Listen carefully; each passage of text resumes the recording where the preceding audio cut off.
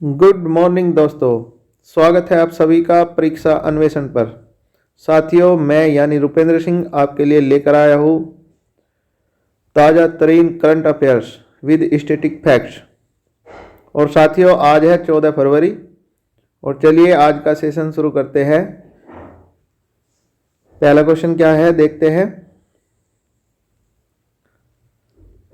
पहला क्वेश्चन है कि नासा ने किया म्यूज और हेलियोस्वार्म प्रोजेक्ट का चयन। अब ये नासा क्या है, सबसे पहले तो मैं आपको ये समझाऊंगा। नासा यूएसए की एक स्पेस एजेंसी है। इसकी फुल फॉर्म है national aeronautics and space administration. ये यूएसए की है, अमेरिका की है, ठीक है जी। और सबसे बड़ी स्पेस एजेंसी इसी का माना जाता है, सबसे एडवांस। तो नासा ने किया म्यूज और हेलियोस्वार्म प्रोजेक्ट का चयन। अब इसके बारे में पढ़ेंगे ये है क्या। तो साथियों, सूर्य की गतिशीलता, लगातार बदलते अंतरिक्ष वातावरण और सूर्य पृथ्वी के कनेक्शन पर हमारी समझ में सुधार करने के उद्देश्य से नासा ने दिनांक 10 फरवरी 2022 को 2 नए मिशनों का चयन किया है। और ये मिशन क्या है, 2 नए मिशन क्या है। यह मिशन है मल्टी स्लिट सोलर एक्सप्लोरर, यानी इसको बोलेंगे शॉर्ट में MUSE, multi slit solar explorer MUSE, और हेलियोस्वार्म। ये है 2 मिशन। ये मिशन सौर वातावरण अंतरिक्ष में नई और गहरी अंतर्दृष्टि प्रदान करेंगे, यानी लोगों को समझाएंगे। चलिए अब इसके बारे में अलग अलग से पढ़ेंगे। म्यूज मिशन क्या है। तो म्यूज मिशन है जी, यह मिशन शोधकर्ताओं को सूर्य के कोरोना ताप की प्रेरक शक्तियों और बाहर के क्षेत्र में हो रहे विस्फोटों को समझने में मदद करेगा। इस मिशन के अंतर्गत मल्टी स्लिट स्पेक्ट्रोमीटर नामक एक उपकरण का उपयोग किया जाएगा जो सूर्य के अत्यधिक पराबैंगनी विकिरण का निरीक्षण करेगा और सौर संक्रमण क्षेत्र तथा कोरोना की जो हाई रेजोल्यूशन छवियां है वे उपलब्ध कराएगा, यानी तस्वीर उपलब्ध कराएगा। कुल मिलाकर बात यह है, जिस तस्वीर उपलब्ध कराएगा जिससे कि उसका ज़्यादा अच्छे तरीके से अध्ययन किया जा सके। शॉर्ट में ये बात है। नेक्स्ट है हेलियोस्वार्म। हेलियोस्वार्म मिशन क्या है। यह मिशन 9 अंतरिक्ष यानों का एक तारामंडल है, यानी समूह है। यह मिशन सौर पवन विक्षोभ, इसको बोलते हैं सोलर विंड, को ज्ञात करने के लिए लॉन्च किया जाएगा, है ना। जो सौर तूफान आते हैं सूरज की तरफ से पृथ्वी पर, तो जिससे क्या होता है, यहाँ का जो मैग्नेटिक फील्ड है अर्थ का, वो डिस्टर्ब हो जाता है। तो उसको जांचने के लिए, उसका पता लगाने के लिए, डिटेक्ट करने के लिए ये मिशन लॉन्च किया गया है। हेलियोस्फीयर सूर्य की सबसे बाहरी वायुमंडलीय परत है। हेलियोस्फीयर क्या है, सूर्य की सबसे बाहरी वायुमंडलीय परत है। यह सौरमंडल के विशाल क्षेत्र को घेरती है और सौर हवाएं इसी के माध्यम से फैलती है, ठीक है ना। तो इसका निरीक्षण इसके माध्यम से करेंगे हेलियोस्वार्म मिशन के। हेलियोस्वार्म मिशन के माध्यम से जो सूर्य की बाहरी परत है जिसका नाम है हेलियोस्फीयर, उसका अध्ययन किया जाएगा, ठीक है। नेक्स्ट क्वेश्चन देखते हैं। नेक्स्ट क्वेश्चन क्या है। तो नेक्स्ट क्वेश्चन है जी, ये कोआला को लुप्त प्राय प्रजाति घोषित किया गया है। कोआला क्या है, देखिए ये कोआला प्राणी है। कोआला एक जंतु है, प्राणी है, और ये लुप्त प्राय प्रजाति घोषित किया गया इसको, यानी संकटग्रस्त हो गया मामला। ये अब लुप्त होने वाली प्रजाति है, ये भविष्य में लुप्त हो जाएगा और आपको दिखाई नहीं देगा। चलिए इसके बारे में जानकारी करते हैं। ऑस्ट्रेलिया ने दिनांक 10 फरवरी 2022 को कोआला को एक लुप्त प्राय प्रजाति के रूप में नामित किया है। ऑस्ट्रेलिया ने नामित किया। 10 साल पहले इस प्रजाति को Queensland, New South Wales, Canberra क्षेत्र में कमजोर पड़ रही प्रजाति के रूप में सूचीबद्ध किया गया था, और अब इसको कई में लुप्त प्राय वाले में, यानी बहुत ही कम, रेयर मिलता है।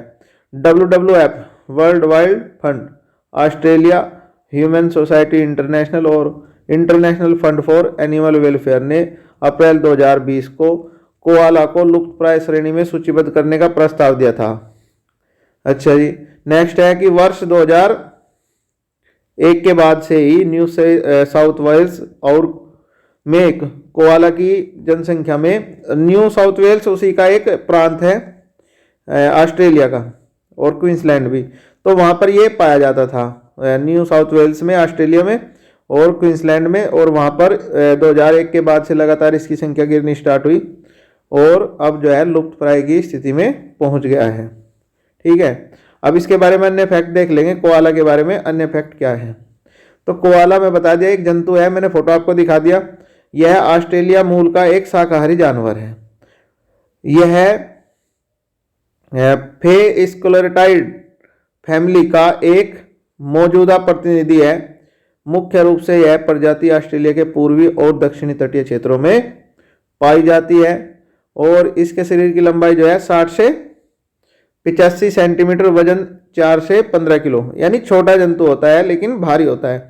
इसके शरीर पर फर पाए जाते हैं जिनका रंग जो है सिल्वर ग्रे कलर का चॉकलेटी ब्राउन होता है, ये समझ लीजिएगा। एक बार और मैं इसका आपको डायग्राम दिखाता हूँ। ये है आपका कोआला, कोआला जो कि लुप्त प्राय घोषित किया गया है ऑस्ट्रेलिया में ये पाया जाता था। अच्छा जी, नेक्स्ट, और सबसे मेन चीज ये है कि एक शाकाहारी जानवर था।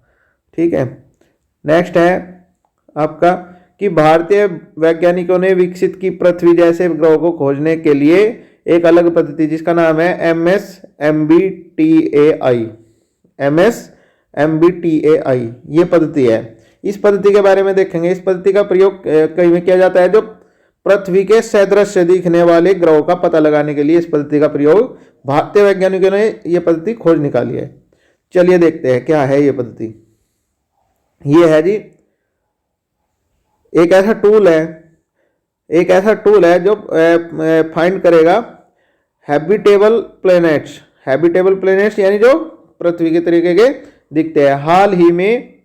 हाल ही में इंडियन इंस्टीट्यूट ऑफ एस्ट्रोफिजिक्स जिसको IIA के खगोलविदों ने एक तरीका विकसित किया है जिसके द्वारा उच्च संभावना वाले रहने योग्य ग्रहों की पहचान की जाएगी।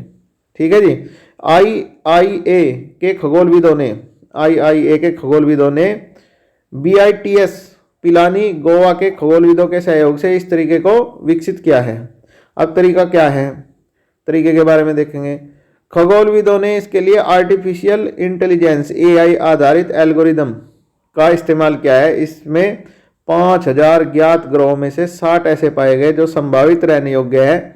AI आधारित इस पद्धति को multi stage memetic binary tree anomaly identifier, दोबारा देख लीजिएगा, इसकी फुल फॉर्म आ सकती है साथियों, इसकी फुल फॉर्म पूछी जा सकती है MSMBTAI की, multi stage memetic binary tree anomaly identifier, ये नाम दिया गया है इसको, इस पद्धति को, जो कि ग्रह को पृथ्वी सदृश पृथ्वी जैसे दिखने वाले यानी जहां पर जीवन की संभावना है ऐसे ग्रहों को ढूंढने के लिए ये एल्गोरिदम तैयार किया है भारतीय वैज्ञानिकों ने। कहाँ के वैज्ञानिक है? IIA Indian institute of astrophysics.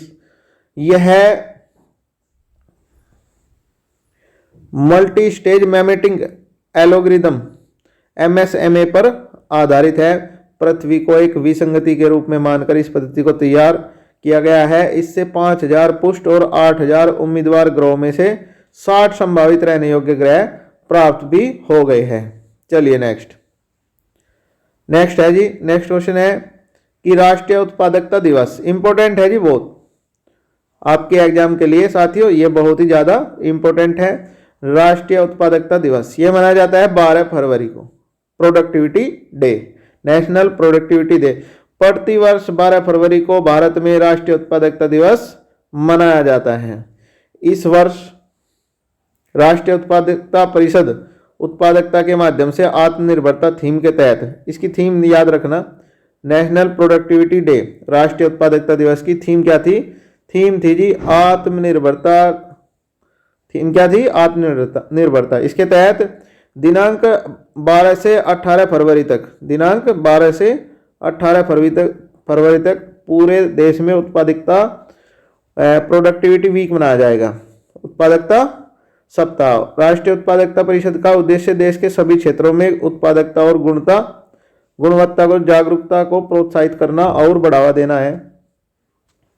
इस दिन का मुख्य उद्देश्य समसामयिक प्रासंगिक विषयों के साथ उत्पादकता उपकरणों और तकनीकों के कार्यान्वयन में सभी हितधारकों को प्रोत्साहित करना है। यानी जो प्रोडक्शन से संबंधित जो तकनीक है, जो उपकरण है, और जो ऐसे समसामयिक जो है ना, करंट से जुड़े हुए जो सब्जेक्ट है ना, उनके बारे में, उससे जुड़े हुए उसके क्रियान्वयन के लिए, इम्प्लीमेंटेशन में जो भी हितधारक है सभी को प्रोत्साहित किया जाएगा, किसी भी लेवल से हो। चलिए नेक्स्ट, देश में उत्पादकता संस्कृति को बढ़ावा देने के लिए यह दिवस मनाया जाता है। राष्ट्रीय उत्पादकता दिवस एनपीसी भारत सरकार के वाणिज्य एवं उद्योग मंत्रालय के तहत देश में उत्पादकता आंदोलन के प्रचार के लिए एक प्रमुख संस्था है। एनपीसी देश में उत्पादकता में तेजी लाने, प्रतिस्पर्धात्मकता और कंपटीशन है ना, उत्पादकता बढ़ाने की दिशा में समाधान प्रदान करने के लिए भी काम करता है। नेक्स्ट क्वेश्चन देख लीजिए। नेक्स्ट क्वेश्चन क्या है? नेक्स्ट क्वेश्चन है जी आपका ये इंपॉर्टेंट है बहुत ही ज्यादा। समुद्रयान परियोजना का शुभारंभ, समुद्रयान परियोजना का आरंभ, यानी इंसानों को समुद्र के तह तक पहुंचाने के लिए ये योजना है। समुद्रयान परियोजना इंसानों को समुद्र के अंदर नॉर्मल एक्टिविटी के लिए भी ले जाने के लिए। तो इसमें एक पनडुब्बी बनाई गई इस तरीके की जो आपको दिखाई दे रही है, ये वाली पनडुब्बी। इसके द्वारा जो है ना, वहाँ पर पिकनिक मनाने के लिए आप समुद्र के अंदर जा सकते हैं, इस टाइप की एक्टिविटीज के लिए। तो केंद्रीय राज्य मंत्री स्वतंत्र प्रभार पृथ्वी विज्ञान डॉक्टर जितेंद्र सिंह, एक तो क्वेश्चन ये बन गया आपका, कौन है? केंद्रीय राज्य मंत्री स्वतंत्र प्रभार पृथ्वी विज्ञान डॉक्टर जितेंद्र सिंह ने देश के पहले मानवयुक्त महासागर मिशन समुद्रयान परियोजना का आधिकारिक तौर पर शुभारंभ कहां पे किया गया? चेन्नई में किया गया। बस इसको ये ध्यान रखना, समुद्रयान प्रोजेक्ट कहां पे लॉन्च हुआ? चेन्नई में लॉन्च हुआ। इससे इस यूनिक ओशियन मिशन का उद्देश्य मानवयुक्त वाहनों को गहरे पानी के भीतर रखना है। वर्तमान में संयुक्त राज्य अमेरिका, रूस, जापान, फ्रांस, चीन जैसे देशों के पास इस तरह की क्षमता है। इस तकनीक के साथ भारत भी इन देशों की सूची में शामिल हो जाएगा। अब इसके बारे में जो अन्य फैक्ट है वे देख लिए। समुद्रयान प्रोजेक्ट के बारे में अन्य फैक्ट, यह परियोजना देश को उप समुद्री गतिविधियों को अंजाम देने में सक्षम बनाएगी। ठीक है जी। नेक्स्ट है, गहरे पानी में चलने वाली सबम सिरबल का कोड नेम मत्स्य क्या रखा गया है? जो गहरे समुद्र में चलेगी, जो पनडुब्बी होगी, उसका नाम है मत्स्य 6000 रखा गया है, मत्स्य 6000। National institute of ocean technology ने इसे विकसित किया है। किसने किया है? NIOT, national institute of ocean technology, और ये चेन्नई में ही है आपका। प्रौद्योगिकी लगभग 1000 से 5500 मीटर की गहराई पर स्थित निर्जीव संसाधनों जैसे polymetallic, manganese nodule, gas hydrates, hydrothermal sulphide, cobalt crust के गहरे समुद्र में अन्वेषण करने में, यानी अनुसंधान में भी है, टूरिज्म में भी है, हर तरीके से ये जो है ना काम करेगा। और इस प्रोजेक्ट में टूरिज्म भी शामिल है और इनोवेशन भी शामिल है और रिसर्च भी शामिल है, ये समझ लीजिएगा, समुद्र के अंदर गहरे पानी में। ठीक है, ये समुद्रयान परियोजना है। नेक्स्ट है जी सिंधु डॉल्फिन। नेक्स्ट है सिंधु नदी डॉल्फिन की जनगणना शुरू करेगा पंजाब। ठीक है, डॉल्फिन भारत का जलीय जीव, राष्ट्रीय जलीय जीव कब घोषित किया गया था? 2010 में। इसको नोट कर लीजिएगा। तो भारत का राष्ट्रीय जलीय जीव कौन सा है? डॉल्फिन है, और ये सबसे ज्यादा पाई जाती है गंगा नदी में। ठीक है ना, स्वच्छ पानी में ज्यादा पाई जाती है। नेक्स्ट देख लीजिएगा, केंद्र सरकार ने एक प्रोजेक्ट के तहत पंजाब सिंधु नदी डॉल्फिन की जनगणना शुरू करेगा। केंद्र सरकार ने एक प्रोजेक्ट के तहत पंजाब में जो सिंधु नदी है वहां पे डॉल्फिन की जनगणना शुरू करेगा। इस डॉल्फिन का वैज्ञानिक नाम क्या है? डॉल्फिन का वैज्ञानिक नाम, यहाँ क्वेश्चन बनेगा बहुत ही इंपॉर्टेंट, डॉल्फिन का वैज्ञानिक नाम। ठीक है जी, यह प्लेटनिस्टा गैंगेटिका माइनर, निस्टा गैंगेटिका माइनर, ये इसका डॉल्फिन का वैज्ञानिक नाम है। और ये मीठे पानी यानी ताजे पानी में डॉल्फिन पाई जाती है, विशेष तौर पर व्यास नदी में पाई जाती है। वर्ष 2019 में सिंधु नदी डॉल्फिन को पंजाब राज्य का जलीय जंतु घोषित किया गया था। तो राष्ट्रीय तो है ही, लेकिन पंजाब ने भी अपना इसको जलीय जंतु घोषित किया है। डॉल्फिन जनगणना का यह कार्यक्रम इस वर्ष सर्दियों में शुरू होगा। यह इसमें सहयोग कर रहा है पंजाब का वन्य जीव संरक्षण विंग, डॉल्फिन के प्राकृतिक आवास की भी रक्षा करेगा। नेक्स्ट देख लीजिएगा, सिंधु नदी डॉल्फिन को प्रकृति के संरक्षण के लिए अंतर्राष्ट्रीय संघ IUCN द्वारा लुप्तप्राय श्रेणी में भी वर्गीकृत किया गया है। IUCN एक जो है ना रेड जो डेटा बुक है वो जारी करता है, और ये इस प्रकार से इसने अपने यहाँ डेटा बनाया है, उनको कैटेगराइज कर रखा है। तो IUCN द्वारा भी इसको लुप्तप्राय श्रेणी में रखा गया है, यानी भविष्य में ये मिलने वाली नहीं है। नेक्स्ट क्वेश्चन और लास्ट क्वेश्चन देख लीजिएगा आज का, ये है जी भारत की पंचामृत रणनीति। तो ये आपको डायग्राम दिख रहा है, कई सारी चीजें तो इसमें क्लियर हो जाएगी। कुछ गोल्स हैं, 5 तरह के गोल्स इंडिया ने रखे हैं, और ये सब जो है ना ये सब क्लाइमेट को से संबंधित हैं। समझ गए, पंचामृत रणनीति किससे संबंधित है? क्लाइमेट चेंज से संबंधित है। पहला प्रश्न तो यही हो जाएगा आपका, पंचामृत रणनीति भारत की किससे? क्लाइमेट चेंज से। तो स्कॉटलैंड के ग्लासगो में नवंबर में हुई थी, नवंबर 2021 में स्कॉटलैंड के ग्लासगो में आयोजित ग्लोबल क्लाइमेट समिट COP26 के पहले दिन भारत के प्रधानमंत्री नरेंद्र मोदी ने दुनिया में 1.5 डिग्री सेल्सियस के लक्ष्य को हासिल करने में मदद के लिए पंचामृत रणनीति का प्रस्ताव रखा। प्रधानमंत्री मोदी ने अपनी योजना का नाम 5 अमृत के आधार पर पंचामृत रखा, जो परंपरागत रूप से 5 खाद्य पदार्थों दूध, दही, घी, शहद और गुड़ को मिलाने की एक विधि है।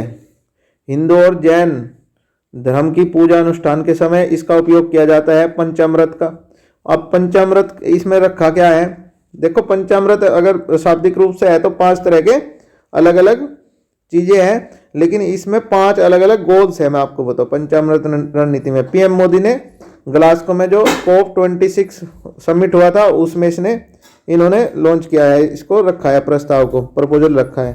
तो इसमें देख लीजिएगा, इसमें है कि पीएम मोदी की पंचामृत रणनीति का प्रस्ताव, वर्ष 2030 तक भारत अपनी गैर जीवाश्म ऊर्जा क्षमता को 500 गीगावाट तक बढ़ा देगा। गैर जीवाश्म का मतलब है, देखिए, जो पेट्रोल, कोयला, डीजल, ये सारे जो ऊर्जा के स्रोत हैं ये सब जीवाश्म ईंधन के रूप में माने जाते हैं। लेकिन जैसे गैर जीवाश्म ऊर्जा क्षमता, जैसे सोलर ऊर्जा होगी, विंड एनर्जी होगी, और इसी के साथ में जो हाइड्रो पावर है वो हमारी गैर जीवाश्म ऊर्जा की कैटेगरी में आती है। तो यानी उसको बढ़ा करके 500 गीगावाट तक बढ़ा देगा 2030 तक। ये इंपॉर्टेंट है जी, बहुत ही ज़्यादा, इसको नोट कर लीजिएगा। नेक्स्ट है आपका कि भारत वर्ष 2030 तक अक्षय ऊर्जा के साथ अपनी ऊर्जा आवश्यकताओं को की 50% तक पूर्ति करेगा। ये अब तक क्या है कि ज़्यादातर जो बिजली है वो बनती है कहीं से, कोयले से बनती है भारत के अंदर, लेकिन क्या है कि 2030 तक ये गोल रखा है इंडिया ने कि ये अपनी 50% आवश्यकताओं की पूर्ति केवल किस प्रकार से? अक्षय ऊर्जा। वो अक्षय ऊर्जा जो खत्म नहीं होती, जैसे सोलर ऊर्जा इसमें है, विंड एनर्जी है, हवा से जो बिजली बनती है, और टिंडल से है जो समुद्र की लहरों से बनती है, और इसी प्रकार से हाइड्रो पावर भी है जो जल से बिजली बनती है। यानी उससे ये 50% तक की क्षमता बढ़ा लेगा। 50% की अपनी आपूर्ति उसी से होगी, और 50% होगी जो पारंपरिक रूप से बन रही है कोयले से और गैस से। चलिए नेक्स्ट देखते हैं। नेक्स्ट है जी, नेक्स्ट गोल क्या है इसमें पंचामृत में? वर्ष 2030 तक भारत 1 अरब टन तक कार्बन उत्सर्जन कम करेगा, ये गोल रखा है। तो नेक्स्ट है भारत कार्बन तीव्रता में 45% की कमी का लक्ष्य 2030 तक प्राप्त कर लेगा। नेक्स्ट है यानी कार्बन की जो स्पीड है कार्बन इमिशन की उसको घटाएगा। शुद्ध शून्य उत्सर्जन का लक्ष्य भारत ने 2070 तक हासिल करेगा। बहुत दूर की बात सोच ली, लेकिन ये कहा कि 2070 तक भारत नेट जीरो इमिशन करेगा, कार्बन का बिल्कुल खत्म कर देगा। ये टारगेट रखे हैं पंचामृत के तहत। तो साथियों ये था आज का हमारा करंट अफेयर्स का सेशन। आपको कैसा लगा आप कमेंट करके बताइए, और अगर आपको ये पसंद आए तो सब्सक्राइब कीजिए और इसको शेयर कीजिए अन्य लोगों से भी, जिससे कि हम आपको और अच्छा कंटेंट ला करके दे सके। चलिए मिलते हैं नेक्स्ट सेशन में, तब तक के लिए थैंक यू, धन्यवाद।